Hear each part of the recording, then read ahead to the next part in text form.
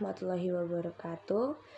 Shalom, Om Swastiastu. Perkenalkan, nama saya Maria Gabriela dari SMA Yadika Lubuk Linggau. Di sini saya akan bercerita tentang asal-usul Pancasila sampai sekarang. Pancasila. Asal mula nama Pancasila sendiri diambil dari bahasa Sanskerta.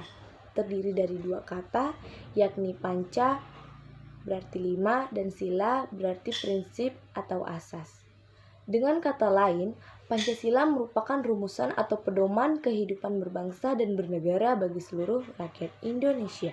Dengan kata lain, Pancasila merupakan rumusan dan pedoman kehidupan berbangsa dan bernegara bagi seluruh rakyat Indonesia. Siapa sih yang tidak tahu Pancasila?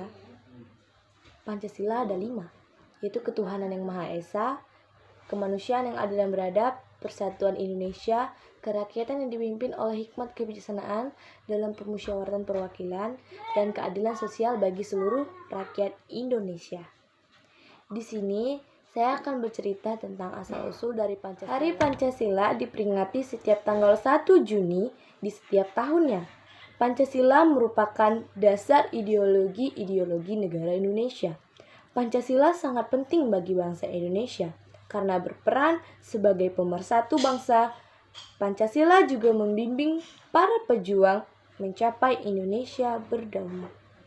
Oleh karena itu, sebagai warga negara yang baik, sebaiknya kita memahami latar belakang terbentuknya Pancasila. Yang pertama bermula dari pidato Ir Soekarno yang menyampaikan gagasan mengenai dasar negara adalah dari judul pidato yang disampaikan oleh Soekarno dalam sidang Dokuritsu Junbi Kosakai, bahasa Indonesia, Badan Penyelidik Usaha Persiapan Kemerdekaan. Pada tanggal 1 Juni 1945, dalam pidato inilah konsep dan rumusan awal Pancasila pertama kali dikemukakan oleh Soekarno sebagai dasar negara Indonesia merdeka.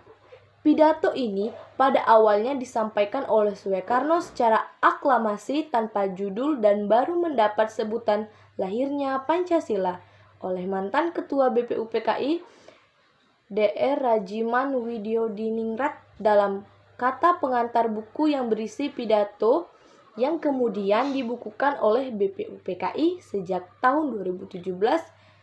Tanggal 1 Juni resmi menjadi hari libur nasional untuk memperingati hari lahirnya Pancasila. Pada tanggal 29 Mei, Badan Penyelidik Usaha Persiapan Kemerdekaan Indonesia (BPUPKI) mengadakan rapat dengan tema dasar negara. Sayangnya, hingga beberapa hari rapat berlangsung sebelum bisa menemukan titik terang mengenai dasar negara.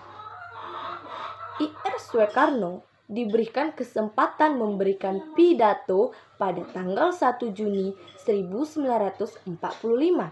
Dalam pidatonya tersebut, beliau menyampaikan gagasan mengenai dasar negara Indonesia dengan sebutan Pancasila.